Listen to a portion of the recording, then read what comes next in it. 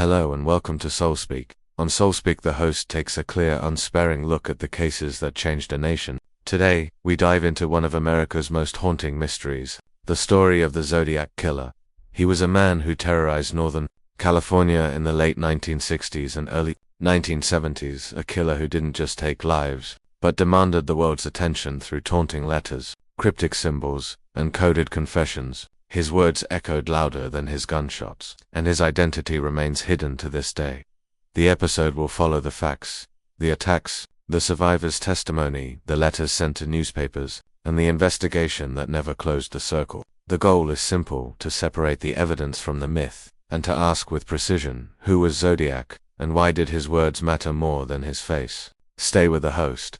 The story begins now. The late 1960s in America was a fractured moment. Protests against the Vietnam War filled the streets. Cultural boundaries were being redrawn, and public trust in institutions wavered. In Northern California, San Francisco, and its surrounding counties, this turbulence took on a local color. Music, counterculture, and an openness to risk coexisted with a growing unease about random violence. It was into that uneasy landscape that a new, highly unusual threat began to appear. The crimes began as attacks on couples parked at isolated lovers' lanes and escalated to a murder inside a city taxi. On the surface, these were violent acts typical of hunting grounds and opportunities. Underneath, they formed a pattern. Whoever carried them out was methodical about timing, method, and message. The killer targeted moments when victims were exposed and alone. He left few physical traces at the scenes that pointed to a clear identity. That absence of a trail made room for another, more deliberate trail words.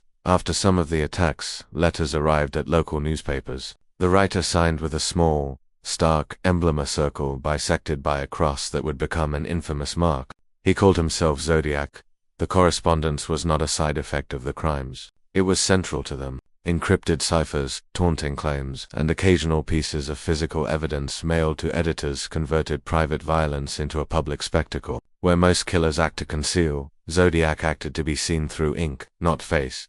This communicator killer reshaped the rules of pursuit. Police had to treat printed pages as crime scenes. Reporters became intermediaries between the public and a person who deliberately fed both fear and fame. The words in those envelopes served three functions at once: proof of deed, challenge to law enforcement, and a means of self. They forced the question away from simple motive and toward performance. Was this about control, attention, ideology, or something else entirely? Over more than half a century, police, the FBI, and hundreds of experts have chased the true identity behind those letters. But Zodiac remains a ghost, lost between lines of text, tangled in ciphers, and lodged forever in America's unease. That statement frames the work of this video, an evidence-first account that follows the shootings, the survivors' testimony, the letters themselves, and the investigative trail they left. The story that follows will move step by step through the known events and then ask the urgent questions that remain.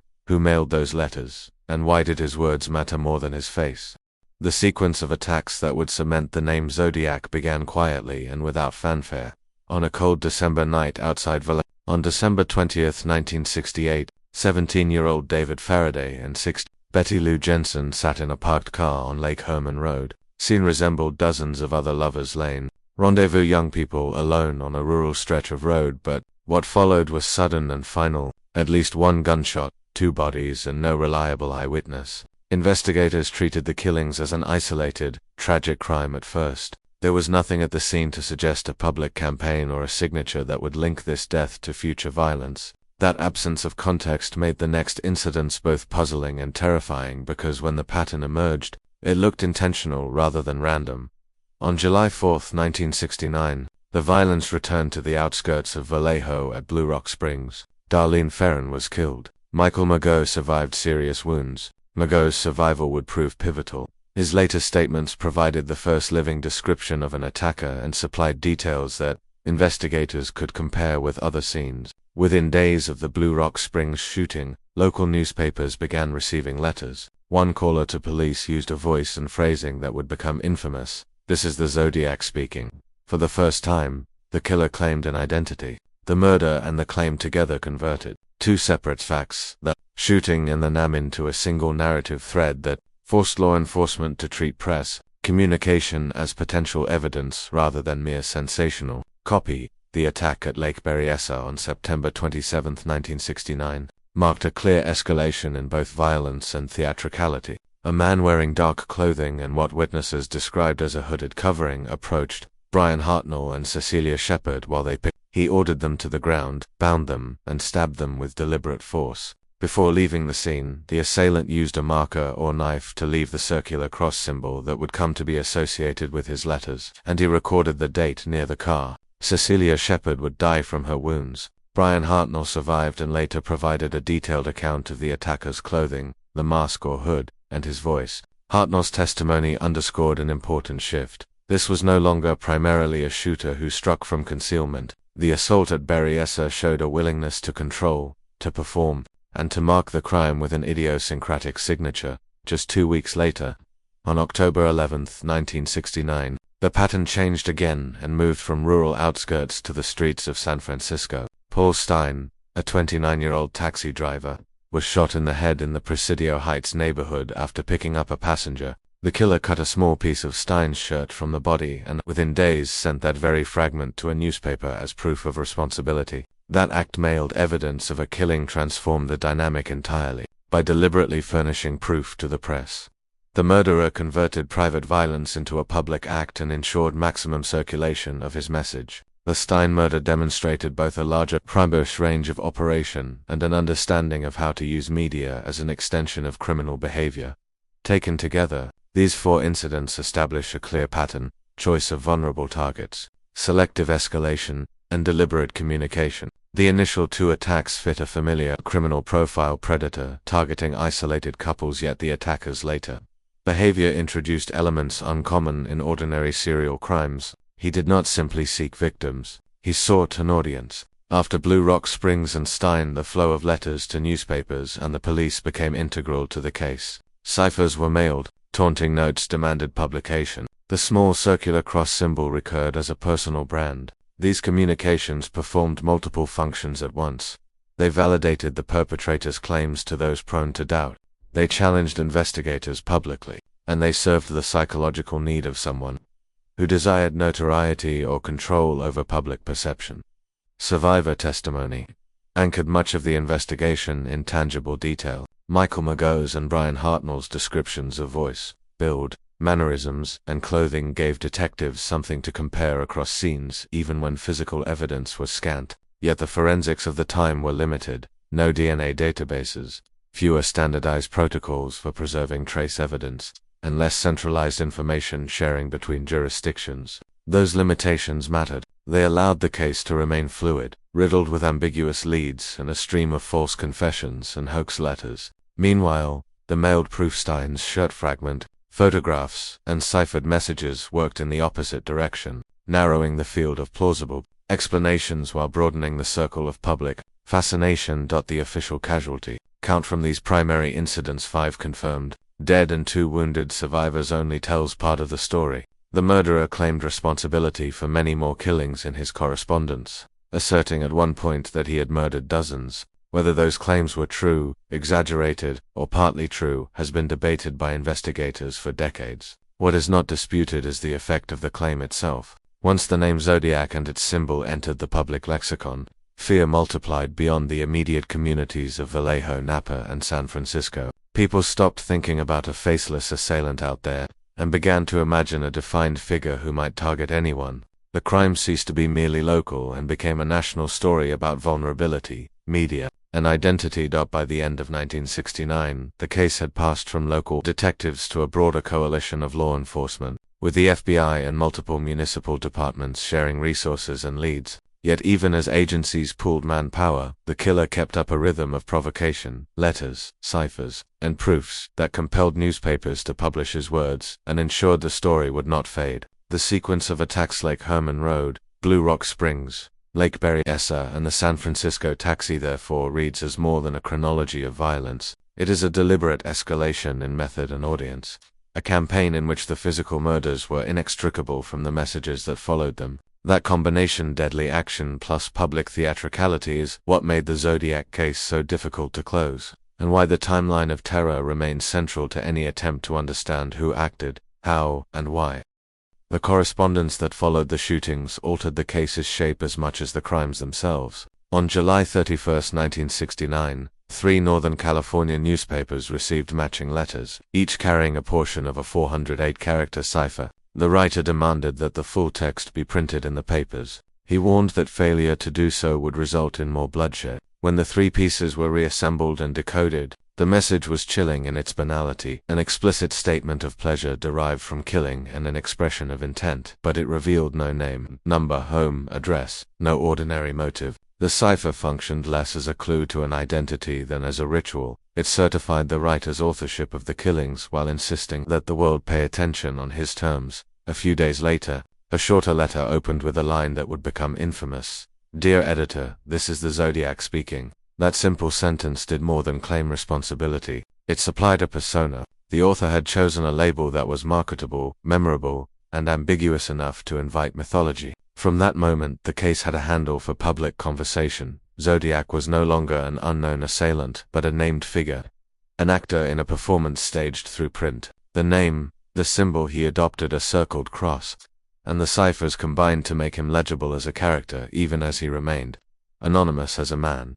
The letters that followed used a repeating set of moves. They mixed threats with petty taunts. They included drawings and idiosyncratic spellings. They sometimes enclosed what purported to be physical proofs, small articles of clothing, pieces of photographs, or other items meant to confirm authenticity. Most notable among these was the fragment of Paul Stein's shirt, mailed after the October 1969 taxi murder. By delivering a tangible piece of a casualty to a newspaper, the author compelled editors to treat his communication as evidence rather than mere sensational copy. The papers printed his words, circulation multiplied, and the correspondence achieved its primary aim, public amplification of the sender's voice. The ciphers themselves represented another layer of sophistication. The initial 408-character cipher Z408 was solved within days by private citizens who recognized simple substitution patterns. Its content confirmed the sender's relish for violence but offered no identifying particulars.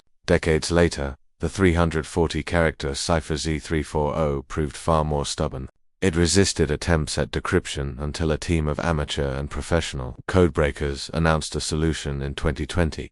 Even then, the decoded text yielded taunting imagery and no straightforward confession. The presence of these codes mattered for 2 reasons. First, they demonstrated a calculated intent to intrigue and to elevate the communication beyond ordinary bragging. Second, they engaged an entire public in the work of interpretation. Newspapers printed the ciphers, readers attempted solutions, hobbyists and cryptanalysts debated technique. The effect was to transform the case into a participatory mystery, where the public became both audience and co-investigator.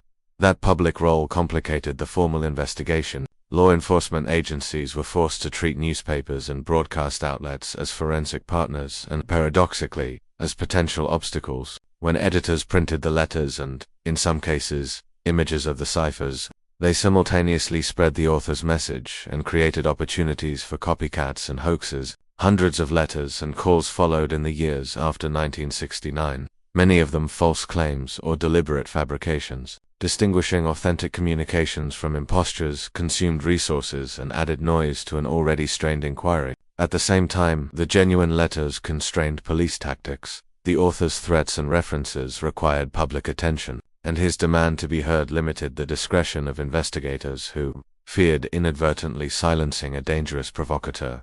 From a behavioral standpoint, the correspondence reveals something essential about the sender's goals. The letters operate on 3 registers at once. They assert factual claims about acts of violence, they perform psychological intimidation, and they craft a narrative identity. The factual claims dates, places, occasional physical proof established credibility. The intimidation threats of future killings if demands were unmet created pressure on both the public and the press. The identity work, the signature, the ciphers, the tone turned anonymous criminality into a branded phenomenon. Together, these elements suggest that the author sought social dominance through mediated fear. He wanted visibility, and he wanted the reaction that came from being read.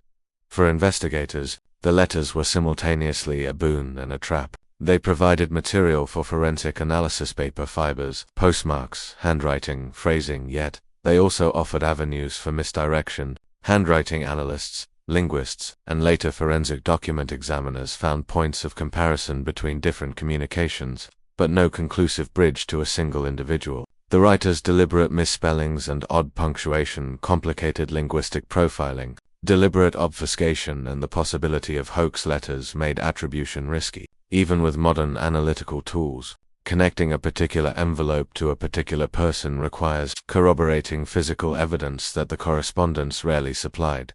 The letters also reshaped public perception of the crimes. Rather than being discussed as discrete tragedies, the shootings were absorbed into an ongoing narrative threaded by the ciphers and notes. The press cycle ensured regular renewals of interest. Readers, in turn, internalized the persona of Zodiac as part of a national conversation about safety, notoriety, and media ethics. The murderer had, by mail, rewired the relationship between crime and story. The act of killing generated copy, and the copy sustained the killer's power long after any individual crime scene was sanitized. In sum, the Zodiac correspondence did more than claim responsibility, it reframed the case. Through ciphers and theatrical proof, the author controlled the terms of engagement with the public and with law enforcement. The letters forced investigators to treat words and paper as critical evidence, to contend with the distortion of publicity, and to acknowledge that the perpetrator's strategy relied as much on audience response as on lethal methodology. The next phase of the story, the broader investigation and the list of persons of interest that followed, cannot be understood apart from that deliberate campaign of written provocation.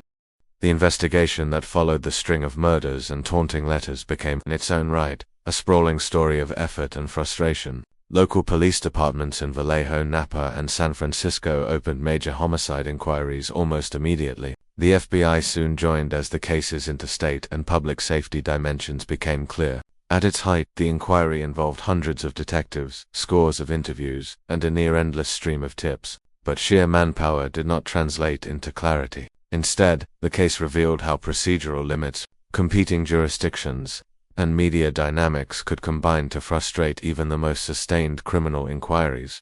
Early investigative work relied on traditional detective tradecraft, canvassing scenes, taking witness statements, compiling and comparing physical details from each scene. Survivor testimony, most importantly from Michael Mageau and Brian Hartnell, became foundation stones. Their descriptions provided consistent elements investigators could use to eliminate suspects and to build general physical profiles, approximate height and build, voice characteristics, clothing, and certain behavioral features. Those testimonies also constrained theories about the killer's mobility and methods, helping authorities place likely windows of opportunity and identify suspicious vehicles or persons who moved through the relevant areas at the right times. Yet, limits of the period's forensic science mattered. There was no national DNA database, no integrated systems for rapid comparisons of prints across jurisdictions, and far fewer procedures for preserving trace evidence at sometimes contaminated crime scenes. In several instances, crime scenes were compromised, most visibly at the first discovery on Norton Avenue, when press photographers and curious onlookers interfered with the scene before detectives could secure it. Logs, photographs, and physical items that might have tied events together were mishandled or later disappeared from storage. Those problems were not merely bureaucratic oversights. They directly reduced law enforcement's ability to generate hard, scientifically corroborated links between a suspect and multiple crimes. Media behavior created a second, related problem. The killer's letters demanded publication, and newspapers competing for readership published his texts and images. That publicity served two functions for investigators. It informed citizens and generated tips, but it also gave the author the platform he sought and multiplied copycat communications. The departments involved were flooded with hoax letters and false confessions, hundreds by some counts each, requiring verification. Parsing authentic correspondence from the noise consumed investigators' time and obscured genuinely useful leads. At the same time, the decision by some reporters to publicize elements of the ongoing investigation, including suspicious leads or details revealed by witnesses, sometimes alerted the killer and allowed him to adapt his behavior. In short, the media did not only report the investigation, it became an actor inside it. This interaction between press and police also complicated interagency cooperation. Different departments followed leads in parallel, and sometimes without immediate, centralized sharing. Vallejo detectives had one set of records, Napa detectives maintained another, the San Francisco police kept still more. the FBI could coordinate and assist, but information systems and case management practices were not standardized in the way modern investigators expect. As a consequence, promising fragments, handwriting comparisons, similar phrases and letters, or ballistic patterns were not always connected quickly, and in some cases were effectively siloed until much later reviews. That fragmentation helped explain how the case could remain active for decades. Despite repeated efforts, suspect development produced headline names and lengthy vetting, but no arrests that withstood legal standards. Arthur Lee Allen remains the most published example. Investigators and journalists pointed to his alleged interest in ciphers, his ownership of a watch with a zodiac-like symbol, and circumstantial statements from acquaintances. Allen was interrogated, photographed, and subjected to forensic comparisons, yet fingerprints and handwriting comparisons produced inconclusive or contradictory results, and DNA tests conducted decades later on some related materials failed to link him definitively to the correspondence or murders. Other figures, Lawrence Kane, Richard Gaikowski, and, in later years, researchers have suggested Gary Post, have also been named in various inquiries or independent investigations. Each of these men carried some features that fit parts of the profile or had contacts and timelines that invited scrutiny. None, however, accumulated the combination of admissible physical evidence and corroborating witness testimony necessary for a prosecutable case. Investigators repeatedly confronted a familiar legal reality. Suspicion or patterning is not the same as proof. Forensic breakthroughs eventually changed what investigators could hope to learn, but often too late to resolve the case conclusively. The early cipher, Z408, was solved by private citizens within days of its publication. It confirmed the author's pleasure in killing but offered no personal identifiers. The more complex Z340 resisted decryption for decades, and was finally decoded by a team of codebreakers in 2020. Even then, the text provided taunts rather than factual admissions that could be tied to a person.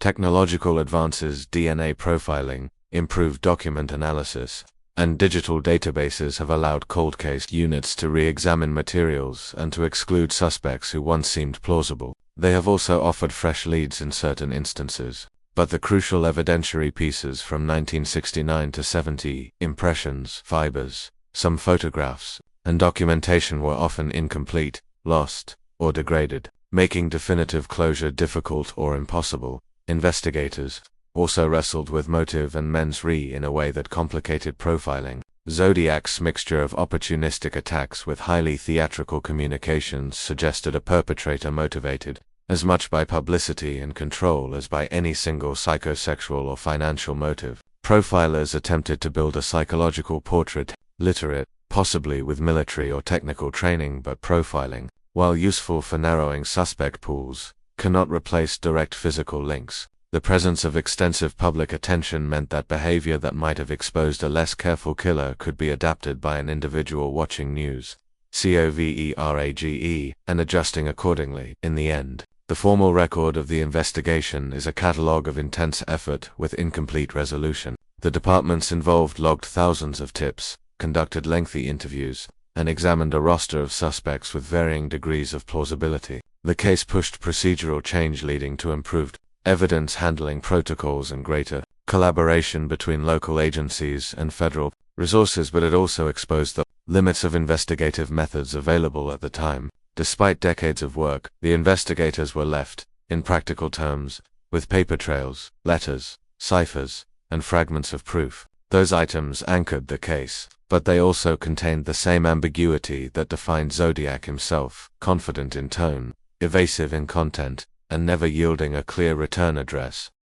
The behavioral portrait that emerges from the Zodiac case is a patchwork assembled from letters, crime scene choices, and survivor descriptions rather than from a single confession or arrest. Analysts and profilers who studied the materials across decades consistently inferred a probable profile: an adult white male, reasonably well educated or at least literate, with a facility for codes and a comfort with procedural detail that suggests technical training or exposure to disciplined environments, military service, or a technical occupation, for example. This is not a definitive identification, but the pattern of calculated communications and the use of ciphers imply cognitive patience and an interest in puzzles that is not typical of impulsive killers. Motivation, as revealed indirectly through behavior, leans less toward personal grievance and more toward theatrical control. The attacks themselves targeted vulnerable, exposed people, couples in parked cars, or an isolated taxi driver scenes selected for both opportunity and dramatic effect.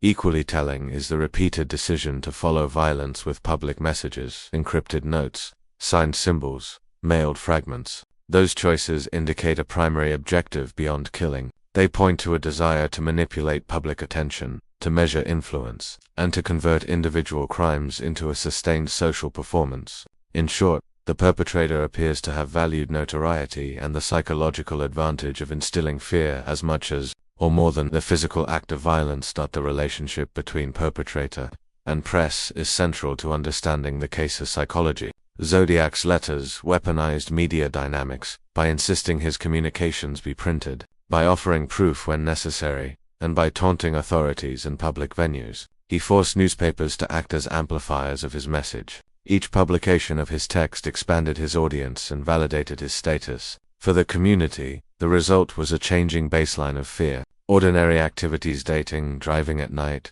even routine social outings acquired new risk calculations. The killer's influence was not measured only in victims but in altered behavior across an entire region. This diffusion of fear made the case culturally consequential. It shaped how people talked about safety, privacy, and the limits of public information. Media coverage also produced feedback the killer could exploit. Sensational headlines, repeated publication of his ciphers, and the human tendency to share lurid details created a loop. The more attention he received, the more incentive he had to escalate or to refine his communications. That dynamic explains why the Zodiac phenomenon cannot be reduced to a set of crimes alone. It was a social event in which journalism and criminality became mutually enabling. The very institutions meant to inform and protect the public inadvertently contributed to the perpetrator's project of notoriety. Language and symbol choice were deliberate components of the perpetrator's strategy. Misspellings like paradise and oddly punctuated phrases functioned as stylistic signatures, small deviations that made letters recognizable and memorable while complicating forensic linguistic work. The circled cross emblems served the same branding purpose, visually compact, striking, and uniquely reproducible in both print and woodcut-like form. These semiotic tools allowed the sender to craft identity at low risk. A symbol or a misspelled word can be reproduced widely, discussed publicly, and linked across incidents without revealing biometric or locational data. They also added a performative layer on aesthetic of menace that elevated correspondence from testimony to theater. Culturally, the Zodiac case crystallized anxieties of its era. The late 1960s and early 1970s were marked by distrust in institutions, visibility of violent politics, and rapid media expansion. A killer who communicated directly with the press fit neatly into broader narratives about disruption and social fracture. The Zodiac phenomenon therefore operated on two levels: concretely, as a policing problem with victims and physical evidence, and symbolically, as a touchstone for debates about publicity, fear, and responsibility. That duality explains the case's endurance. Even when technical leads grew cold, the image of a masked, letter-writing killer persisted as a cultural object studied, fictionalized, and republished because it connected immediate violence to a wider story about how modern societies consume and circulate threat. Taken together, the psychology and cultural impact of the Zodiac are inseparable. The offender's tactical preference for mediated visibility made the crime an act of communication as much as an act of violence, and the media's response turned that communication into a long-lived social text. Understanding Zodiac, then, requires reading both the physical incidents and the public language that surrounded them, the ciphers, the spelling, the symbol, and the way those elements altered both investigation and public life. The enduring mystery of the Zodiac killer's identity is not a product of a single failure but of multiple systemic, technological, and temporal limitations converging. When investigators revisited the case decades later, they recognized that the trail had gone cold not because the killer was invisible, but because the available tools had been insufficient to capture him while the evidence was still alive. From the beginning, the inquiry suffered from a scarcity of physical evidence. None of the four main crime scenes produced a full, verifiable DNA profile. Blood, hair, and skin samples collected at the time were too minimal or contaminated to survive modern testing. No direct eyewitness ever saw the killer's face clearly enough to create a reliable composite. The only consistent testimony came from two surviving victims who described a heavyset man of average height, a description broad enough to match thousands. Forensics in 1969 simply did not have the sensitivity or consistency to preserve microscopic evidence in a way that could later withstand scientific scrutiny. Structure of law enforcement compounded those deficiencies. Each police department, Vallejo, Napa, San Francisco, maintained its own records and followed its own procedures. While the FBI provided assistance, there was no unified database, no standardized fingerprint indexing, and no instant communication across jurisdictions. Leads gathered in one city often sat in filing cabinets while another department chased parallel theories. The absence of centralized case management meant that valuable correlations between letters, ballistic markings, or suspect sightings were often recognized only after months or years, if ever. Technological limitations defined the rest. Paper, ink, and trace fibers on the Zodiac's letters degraded quickly, especially given how many hands handled them during analysis and publication. Chain of custody was inconsistent, and by the time laboratory techniques advanced, many original materials were either lost or too damaged for reliable testing. The same was true of fingerprints lifted from the crime scenes and envelopes. Partial impressions existed, but none that could be matched conclusively. Another obstacle lay in time itself. Key persons of interest, including Arthur Lee Allen, Lawrence Kane, and later Gary Post, died before DNA testing became widely accessible. Even when genetic genealogy began offering breakthroughs in other cold cases, the Zodiac file lacked the pristine samples necessary to exploit it fully. Each death closed another investigative avenue, and with it, the chance to test physical items under controlled modern conditions. False confessions and media interference further muddied the record. The case's celebrity drew hundreds of hoaxes, people claiming to be Zodiac or to know his identity. Sorting real leads from attention-seeking fabrications consumed enormous resources. Some of these hoaxes even introduced false clues that circulated in the press, diverting public and police attention alike. The killer himself may have anticipated this chaos. By inviting imitators through his letters, he guaranteed that his voice would never be isolated cleanly from the noise. Ultimately, the Zodiac case remains unsolved not because of the killer's supernatural elusiveness, but because of how effectively he exploited the limits of his era. He operated in the seams between jurisdictions, in the gaps of technology, and in the gray zone between crime and communication. His legacy endures precisely because of that ambiguity. In the end, Zodiac did not need to vanish. He only had to leave behind enough questions and enough fear to live forever in the American imagination. The Zodiac case left a clear, measurable imprint on both criminal investigation practices and American culture.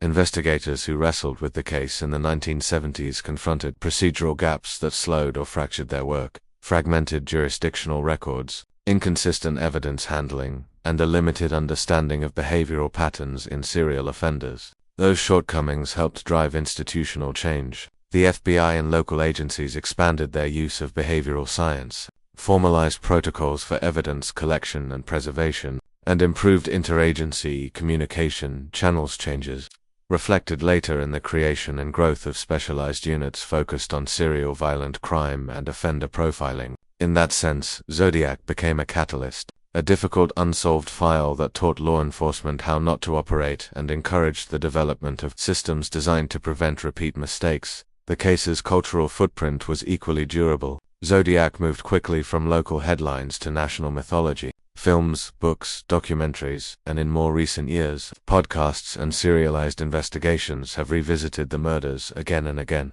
David Fincher's 2007 film Zodiac crystallized much of the public's fascination by dramatizing investigative frustration and the long-term toll on detectives and journalists. The figure of Zodiac evolved from a criminal into a symbol, an anonymous letter-writing antagonist who could evade capture and stay alive as an idea. That symbolic life made the case part true crime's origin story, an early example of how a single offender could manipulate mass media and public imagination. From these developments come practical and ethical lessons. Practically, the case underscored the value of centralized records, standardized evidence protocols, and multidisciplinary teams that combine forensics, behavioral analysis, and document examination. The adoption of DNA testing and data sharing platforms in later decades directly addressed many gaps revealed by Zodiac Killer investigations. Ethically, the case forced a reckoning about the media's role.